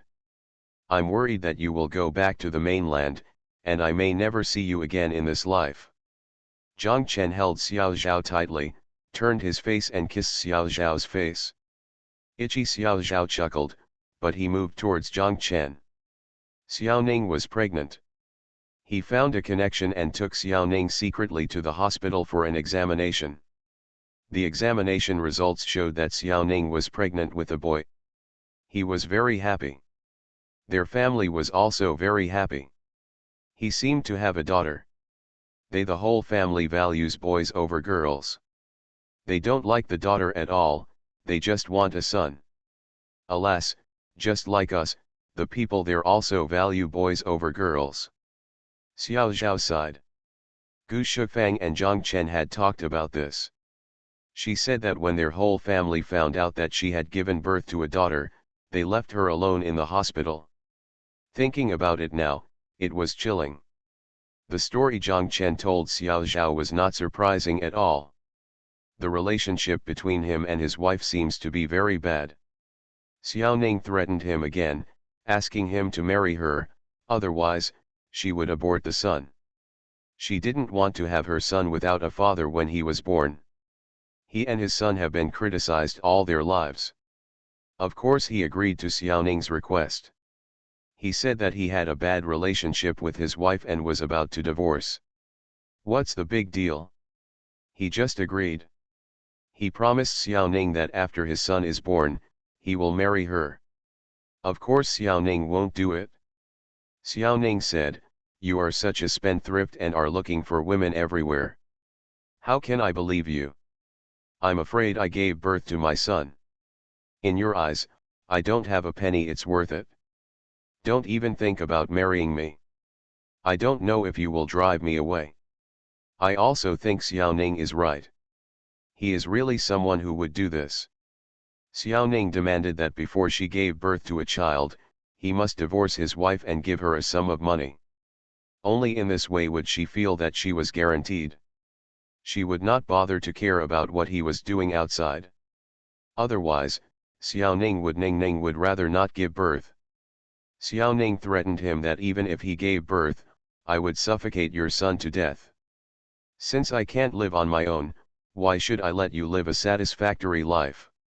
He was a little afraid of Xiao Ning. He felt that if Xiao Ning said this, he would do the same. He told Xiao Ning that he had the money and he would leave immediately after marriage.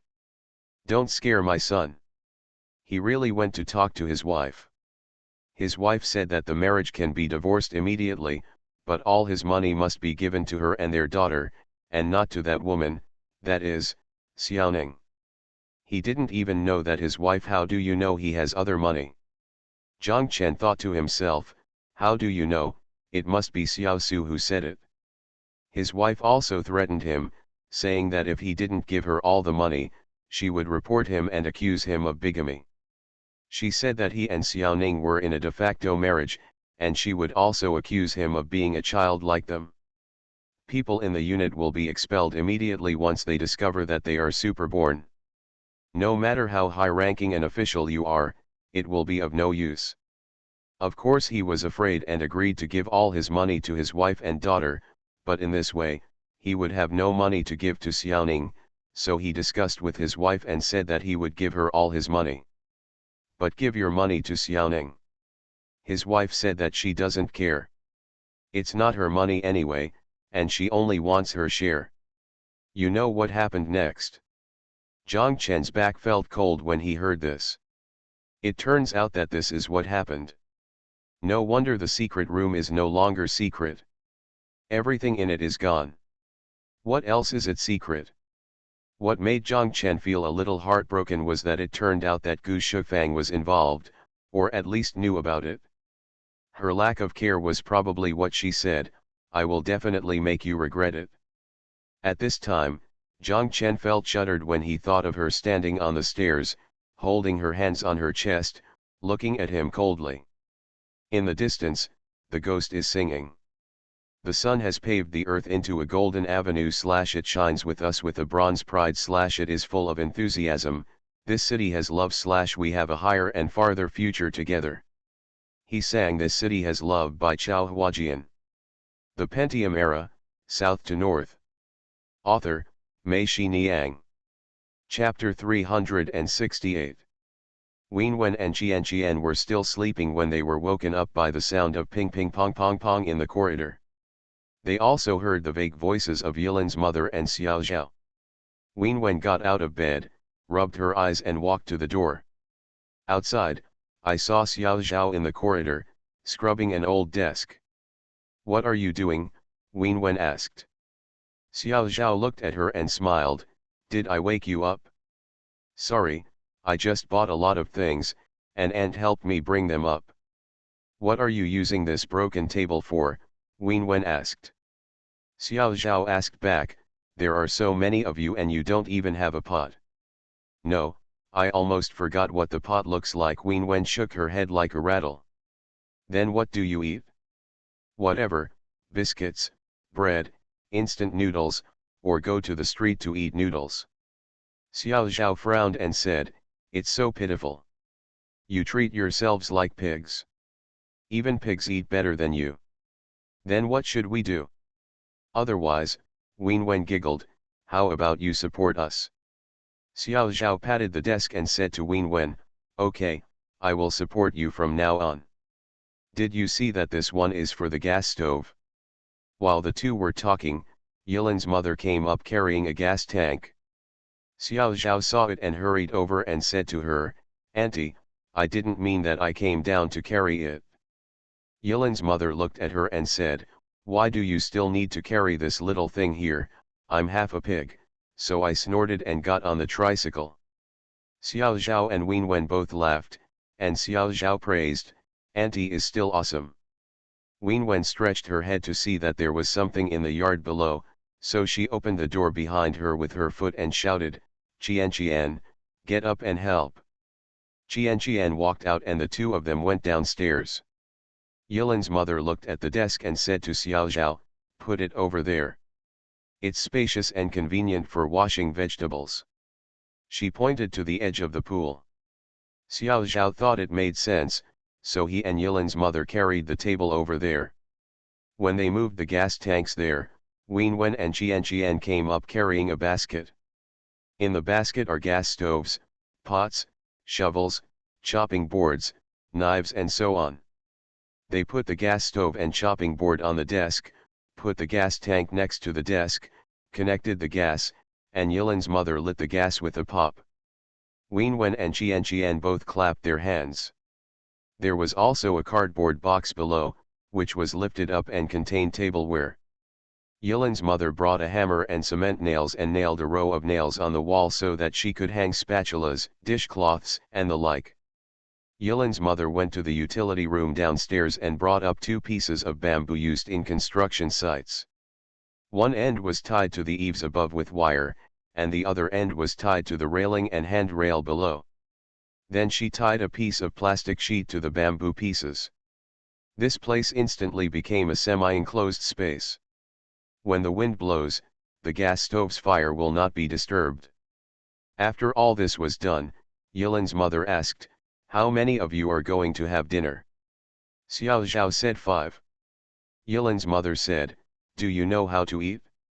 She looked at the corridor and told them that there was a table below me, but it didn't fit in the corridor.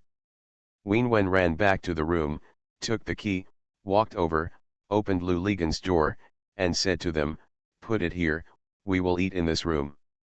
Xiao Zhao hesitated, "Then why don't you wait until Brother Zanzi comes back and talk to him first?" "No, what are you telling him? There are 2 of you, we are 2, and he is the only one. Where can we put him if we don't put him here?" Qian Qian said. "That's right, let's put it here," Wen Wen said carelessly, not shying away from suspicion at all. "If he wants to dislike it, let him squeeze into our room. Anyway, he likes it too and can't even drive him away." Yilin's mother and Xiao Zhao burst into laughter. The 4 people went downstairs and went to the utility room below. They took out an 8 immortals table and 8 stools, placed them in the yard, rinsed them with tap water, then carried them upstairs, carried them into Lu Ligan's room and put them next to the window. 2 people can sit on one side, so you don't have to move it at ordinary times.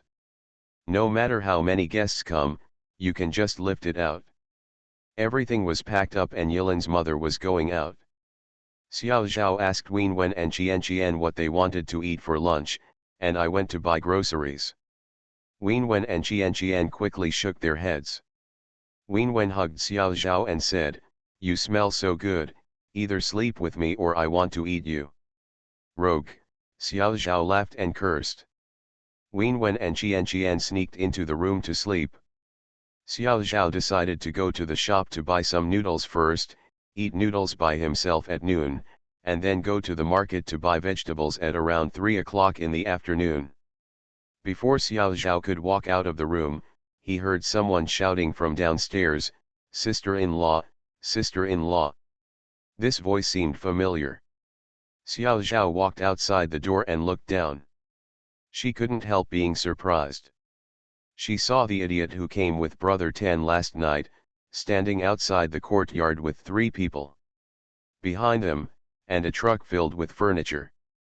Xiao Zhao thought to himself, where is he going to deliver goods? He should pass by here. The second-rate guy saw Xiao Zhao and called out, "Sister-in-law, come down quickly and open the door." In front of the courtyard door, Yilin's mother closed it when she went out. Xiao Zhao went downstairs, opened the door, and asked Huo, "What's the matter?" The second guy opened the courtyard door completely and told those people to carry everything down. Xiao Zhao asked curiously, "What is this for?" The second-hand guy chuckled, "Old Tan asked us to buy it and send it over. He said he wanted to decorate this place." Xiao Zhao asked, "Does Zhang Chen know?" "I don't know about that," Huo said, "I guess he doesn't know. Lao Tan probably doesn't even bother to tell him about this kind of thing." Xiao Zhao became anxious and said, "That won't work. Don't unload the goods." The second-rate guy was more anxious than she was and shouted, "Sister-in-law, please don't embarrass us. If I can't do this well, I will be kicked to death by Lao Tan when I go back." The second-rate guy thought for a moment and said, "By the way, sister-in-law, you can either go and call the instructor." "Which instructor?" "Zhang Chen." Xiao Zhao said, "Okay, then don't move here, I'll make a call." Xiao Zhao said and went to the back street. When she arrived at the shop, she detained Zhang Chen. After a while, Zhang Chen called back. Xiao Zhao told him the matter. Zhang Chen was shocked when he heard it. "Say Xiao Zhao, just wait in the shop and I will call you later." Zhang Chen hung up the phone and went to Mr. Tan's office to ask Mr. Tan.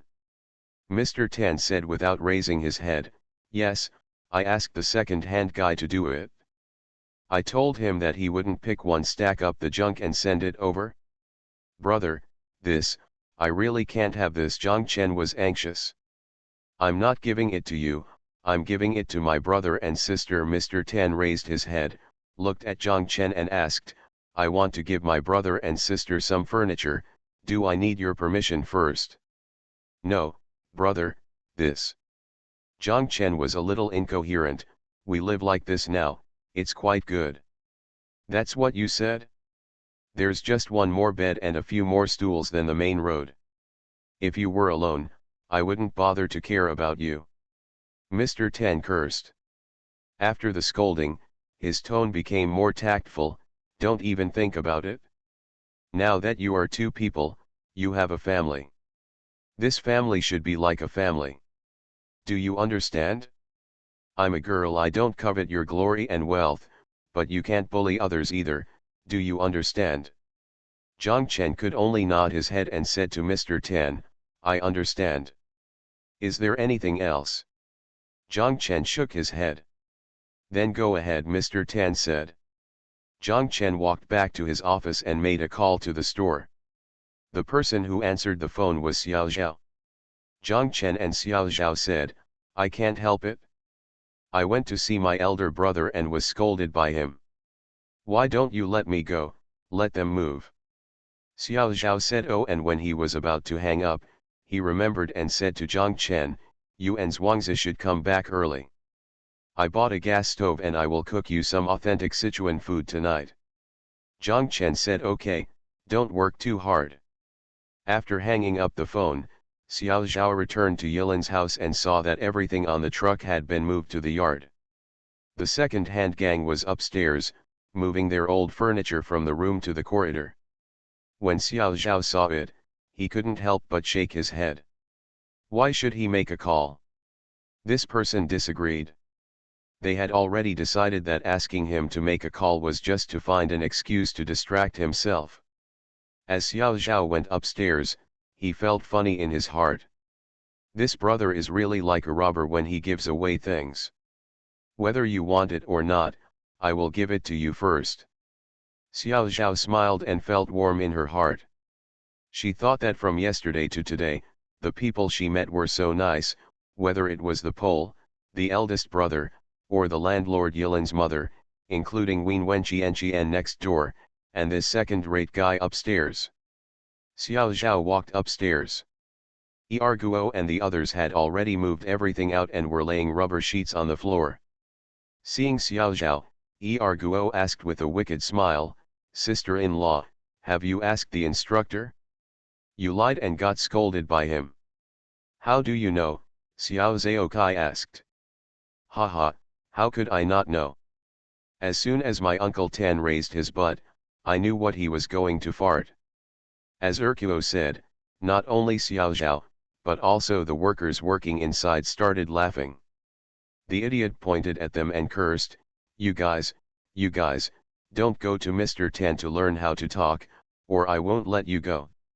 If you block our mouths with cigarettes, we won't talk anymore," someone shouted. "You idiot, you're laying the floor, and you still want to smoke? You'll smoke later," the idiot scolded. "You are listening to novels at Bless Up channel. Wish you happiness and luck. Please subscribe to receive new novels. How do you feel about this novel? Please like and leave a comment." The Pentium Era, South to North. Author, Mei Xiniang. Chapter 369. They, the idiots, quickly arranged the room. After all, they were in this business. This small job was child's play to them. After the floor was laid, they moved the new furniture into the room and carried the old furniture downstairs. Load it into the car and prepare to take it away.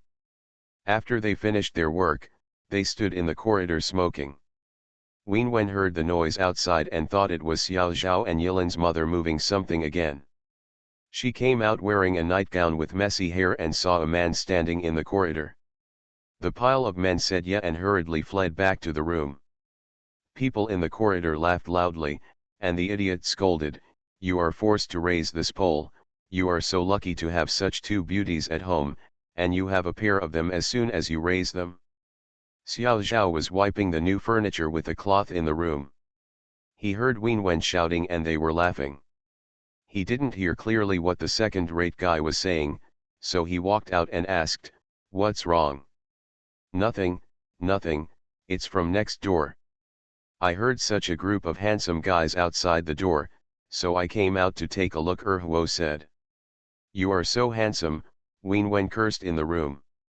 People in the corridor laughed again. After smoking a cigarette, Erhuo said to Xiao Zhao, "The mission is accomplished, sister-in-law, let's go." Xiao Zhao quickly said, "Go to the restaurant down the street and I'll treat you to dinner. Everyone has been busy for such a long time. If you don't want to eat, you won't eat," the second guy shouted. "If I dare to eat this meal, my mouth will be swollen by Lao Tan.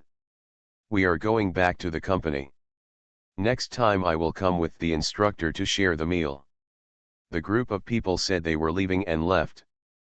Xiao Zhao stood in the corridor, looking at them, and couldn't help but shake her head. She still felt a little funny in her heart. The second-rate guy was funny, but Brother Tan was even funnier. She didn't know what their relationship was. But this idiot, for such a big man, is managed by his elder brother like a son. Xiao Zhao watched the truck sway and drive out of her sight.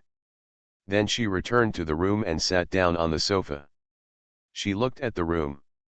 Compared with the morning, it had a completely new look. The floor is covered with gray-green square plastic boards. In the middle of the house, two side-by-side cabinets are used to divide the room into two rooms, inside and outside. One cabinet faces inward and is a wardrobe, and the other faces outward.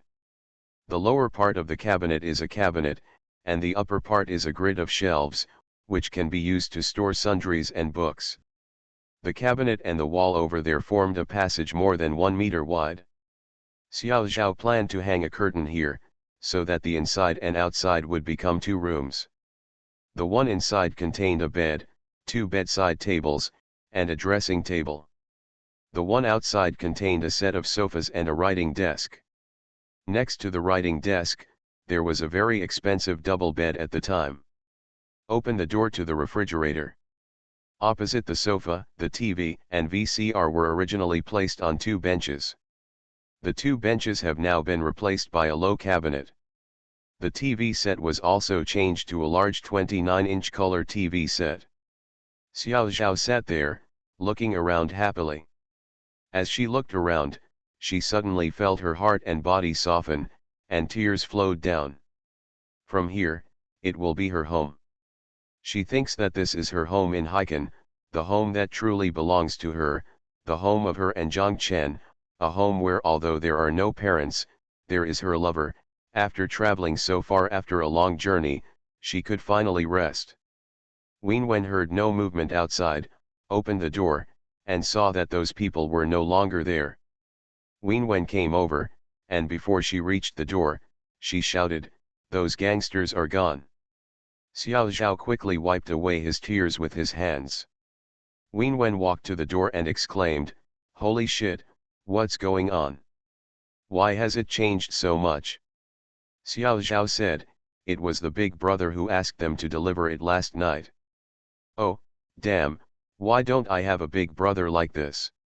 This is great, haha, big refrigerator, we can drink cold beer and eat cold watermelon at home, and there is also this big color TV, if you look at it's a category 3 movie, and you can't even see the hairs on your butt." Xiao Zhao couldn't help but burst into laughter. Wenwen sat down next to Xiao Zhao. She looked at Xiao Zhao and said, "Huh." Xiao Zhao quickly turned his head. "Why are you crying, dear?" Wenwen put her hand on Xiao Zhao's face. "What happened?" Xiao Zhao quickly shook her head. She said it was okay, and I was happy. "Hey, then you keep crying. If someone gives me a room like this, I will cry too." Wenwen sat there, jumped up twice, and shouted, "And this sofa is so comfortable, don't care, I will sleep here at night, you can do whatever you want in there, I promise not to eavesdrop." Wenwen lay down on the sofa, her head resting on Xiao Zhao's thigh. Just as she lay down, she sat up again, which shocked Xiao Zhao. "No, no, I want to ask Qian to come and see," she said and ran out with a bang. After a while, Qian ran over, also yelling, and Xiao Zhao scolded, "Stop lying, can you go and eat? I'm a normal person. I want to eat lunch, and I'm too lazy to cook it. Let's go to a small shop to eat?" "No, I'm going to lie down on the sofa and sleep. You guys have been noisy me all day," Qian said and lay down on the sofa. Xiao Zhao quickly said, "Good things, go ahead, let's go eat, and then go to the market after eating. We will buy whatever you want to eat. I will cook it for you tonight after you come back from the market, you still have time, so you can continue to sleep. If you don't go, you have to wash your face and put on makeup. It's going to be very troublesome." Qian still shook her head. "What makeup are you going to wear? You are naturally beautiful. When you walk on the street, everyone will be fascinated by you." Xiao Zhao opened his eyes and shouted. "These are all village boys, I don't want them to be obsessed with me." Qian still shook her head. Wenwen was already persuaded. She patted Qin's thigh and told her, "Let's go, get up, first to the restaurant, then to the market. The three of us heroines are going to make a big fuss in Binya village today." Qian still wanted to cheat. Wenwen and Xiao Zhao each grabbed one of her hands and dragged her up. Lu Ligan was in the office, talking to Chen Ji about something. His big brother rang loudly. Lu Ligan picked up the phone. On the phone, Ah Zheng shouted anxiously, "Brother Lu, come here quickly and advise Xiao Cao and the others. Something big is going to happen." Lu Ligan was taken aback and asked, "What's wrong with Xiao Cao? He beat Assistant Su into a pig's head, and now he is fighting with the police." Ah Zheng shouted. "Okay, I'll be right over. By the way, do you want to call Zhang Chen?" No, if he comes, I'm afraid things will get even worse." Ah Zheng shouted hurriedly. Lu Ligan stood up, called Wu Zayawai, and rushed to Wang Heilu. Just after passing Guo's Hang, Hixia Road in front was blocked. Lu Ligan rolled down the window and asked a traffic policeman, "What happened?" The traffic policeman looked at him and said angrily, "You go your own way and mind your own business." Lu Ligan was also angry and cursed, "Damn it, then you open a way out and let me go." The traffic policeman looked at him and didn't know what the reason for his harsh tone was, so he simply walked to the other side and ignored him. Lu Ligan got out of the car and saw that the road ahead was crowded with cars. Lu Ligan and Wu Zayawai said, "I'll walk over." Lu Ligan passed through the traffic and walked to the sidewalk. There were also people on the sidewalk. He passed through the crowd and arrived at the entrance of Wanghai Mall. There were even more people watching. Lu Ligan squeezed through the crowd. After going in and reaching the intersection leading to the construction site behind, he was stopped by the security guard of Wanghai Tower. Dozens of security guards formed two rows of human walls here, and inside the human walls, there were also several police officers. Lu Ligan saw Ajeng, Manager Yan from the Wanghalu Security Department, and a police officer standing inside. The three of them were talking about something. Lu Ligan shouted, "Ajeng, Ajeng." Both Ajeng and Manager Yan saw Lu Ligan. Manager Yan waved his hand and told the security guard to let him in. The security guards made a way, and Lu Ligan walked in and asked them, what was the conflict? Ajeng said, "It's not about salary."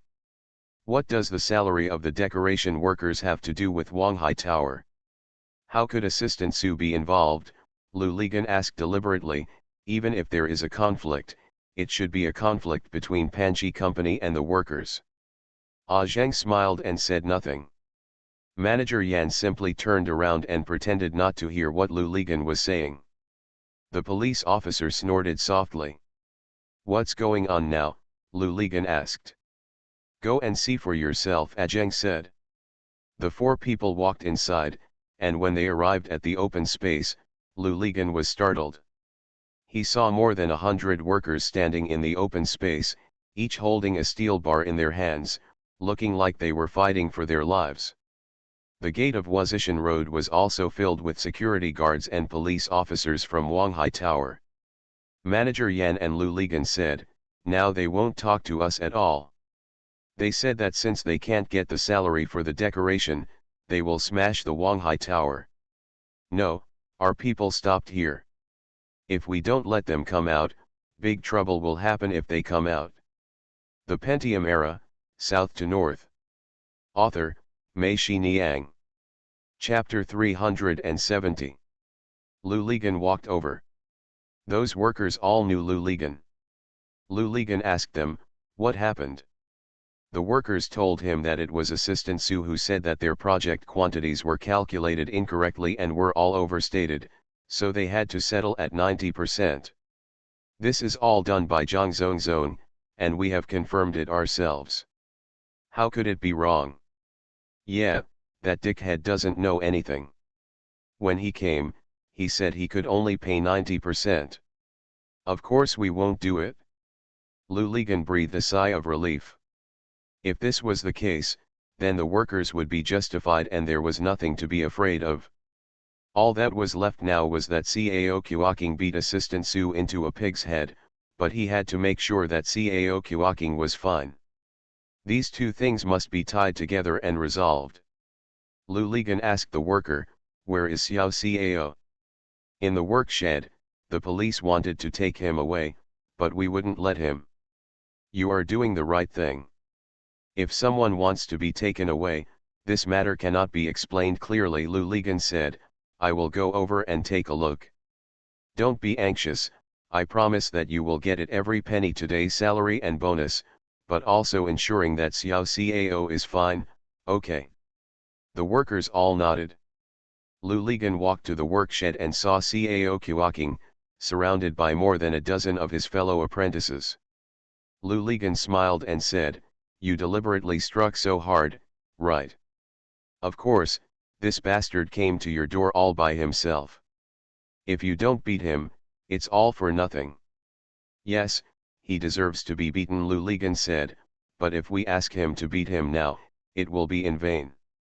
You can't go in, and the workers will not be deducted. Also, we will not pay for this bastard's medical expenses. Not a cent, okay. Everyone said yes. Go and call all the team leaders. Luligan told a worker that the man ran out, and after a while, 7 or 8 workers followed him in. Luligan asked them, "Do you agree that I will talk to them on your behalf today?" Everyone agreed. "Do you believe me?" "Of course I believe it." "Are you Mr. Zhang's brother or Master Wu's brother?" "If we don't believe you, who should we believe?" Cao Qiaoqing said before the others could speak. Lu Lipol waved his hand. "Xiao Cao, don't say anything. I want you to say it one by one." The team leaders all nodded and said they believed it. "None of us have any excessive demands. We just want to get the money we deserve, right?" "Yes, they can't arrest Xiao Cao yet." "Yes. Yes, we can't arrest Xiao Cao. No one can be arrested," Lu Ligan said, "but you have done everything wrong so far." "How did we go wrong?" someone asked in confusion. "Think about it, why are these security guards here, and why are there so many police officers?" "Because you said you were going to smash Wanghai Tower." "It is a crime to smash Wanghai Tower." "Of course, the police will come. They can't just watch you commit crimes." "But let's put it another way. We only say that we want to go out. Then no matter the security or the police, there is no way to stop you. It is your freedom to go out." "Where will we go after we go out?" "Just tell them that we are going to the province." "Government. We don't need to use petitions or demonstrations with irritating words. Our wages have been deducted. We go to the provincial government to report the situation. Even the public security can't stop us." "Who said that people's legitimate rights and interests are harmed and we can't go to the provincial government to report the situation?"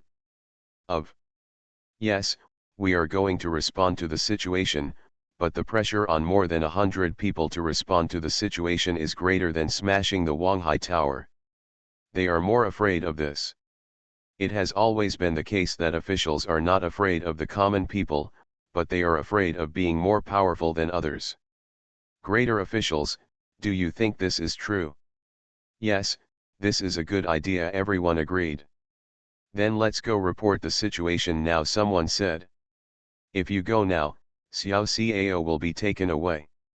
"After all, it is a fact that he injured people," Lu Ligan said. "What should we do?" someone asked. "In this way, we have the right to respond to the situation.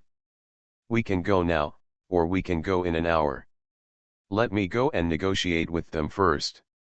Now that we have negotiated, we have agreed to the conditions I mentioned earlier. We all will treat it as this after the matter is over.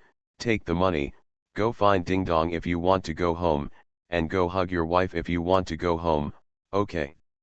"Okay," everyone laughed, and some clapped.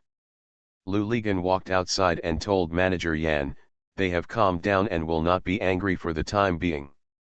They agree to negotiate and let me represent them." Okay, then go to the conference room upstairs," manager Yan said. "I have already told them to negotiate, but they are unwilling. Now I want you to be the representative." "That's great. I'm afraid I can't speak to these people clear. They are very clear-minded. No one can fool them," Lu Ligan said. "By the way, who is attending the meeting?" "Me, him, from the Public Security Bureau, and representatives from the district government," manager Yan said. "Mr. Fu won't participate?" Lu Ligan asked. Manager Yan looked at him with some embarrassment, and Lu Ligan said, "If Mr. Fu doesn't participate, you can make the decision. Can you agree to the workers' demands? Also, who is paying the workers' wages? Is it Wang Hailu or Panchi? Or should I say, can your Wanghai Tower represent the rock?" Lu Ligan asked, and manager Yan looked increasingly embarrassed. Lu Ligan said, "Since you don't want to solve the problem, why waste your time? I'll tell the workers that I don't care about it anymore. Manager Yan was anxious. No, no, no, no, Lu. Mr. Lu Zhang said from the side. Mr. Lu, wait a moment, I'll be back as soon as I can. After Manager Yan finished speaking, he got into the crowd of onlookers and disappeared. When he came back more than 10 minutes later, he said, "That's all right. Mr. Fu and Mr. Lin from Panji will also participate." Mr. Fu said, "Just call all the people. Come together and try to resolve everything at the meeting." Lu Ligan said yes, and where is Assistant Su? Still in the hospital, Manager Yan said. Let him also participate, Lu Ligan said. This. Manager Yan was in trouble again. Why, he was the one involved and didn't participate. After all, he was the instigator of this matter. The person who had to untie the bell had to tie the bell. He was just beaten into a pig's head. It looked a little ugly, but it was all flesh wounds. As for not even being able to walk. Mr. Lu is right, I will send someone to pick him up, Zhang said. Okay, let's go, Manager Yan said to Lu Ligan and the police officer. Lu Ligan and Zhang said, you are here to watch and ask them both not to be too impulsive. Once these two people come into contact, it will be a big disaster. Hearing what Lu Ligan said, the policeman nodded. He called a policeman and spoke with him a few words. The three of them went upstairs to the conference room. Xiao Lin was already sitting here. When he saw Lu Ligan, he muttered something. After a while, Mr. Fu and a leader of the district government came from Mr. Fu's office. After coming out, Mr. Fu looked at Lu Ligan and pretended not to recognize him. He waited for Manager Yan to introduce them to him before shaking hands with Lu Ligan. Xiao Su was picked up by Zheng's people. Seeing him, Lu Ligan almost laughed. Zheng was right. Xiao Su was indeed beaten into a pig's head, and the whole head was covered with white gauze. After wrapping it up, the two eyes exposed in front were black and blue, and the lips turned outward, turning into two thick and plump pieces. The leader of the district government spoke first and called the meeting a coordination meeting. He asked Xiao Lin to introduce the whole process of the matter. Xiao Lin talked for a long time but could not explain clearly. Manager Yan continued and gave a general summary of the matter. After Manager Yan finished speaking, the leader asked Lu Ligan to speak on behalf of the workers. Lu Ligan said, I just listened to Manager Yan's speech and I think there is a problem, that is, you focus on the subsequent process. In the past, Assistant Su was beaten, and the workers wanted to smash Wanghai Tower. However, the most important part was ignored, which was the cause of the incident. The workers are not crazy, so how can they cause unprovoked riots? If they adopt such an attitude, then instead of solving the problem, they can just treat the workers as thugs and arrest them. The leader quickly said, okay, then tell me the cause of the matter. Lu Ligan said that the cause of the matter was very simple. The Wanghai Tower project was completed, and the work quantities of the workers had been calculated and signed by both the team leader of each team and the person in charge of the entire project at that time. So, Mr. Lin? Xiao Lin lowered his head and no one heard what he said. Lu Ligan said, just say yes or no. Xiao Lin said yes. If that's the case, then why when it's time to pay wages, suddenly someone can only pay 90%? How can the workers accept this? I think everyone here, if you go to collect wages, there is no financial reason. Even if I tell you that I can only give out 90%, I don't think you will accept it either, Lu Ligan said. Xiao Lin looked at Xiao Su and said nothing. Xiao Su said that their project volume was falsely reported. Who said that their project quantities are falsely reported? What is the evidence?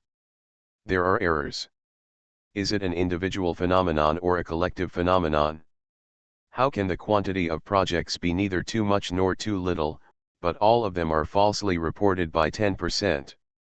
This 10% is yours. Did you calculate it, Mr. Lin? Xiao Lin shook his head. I don't think it's you.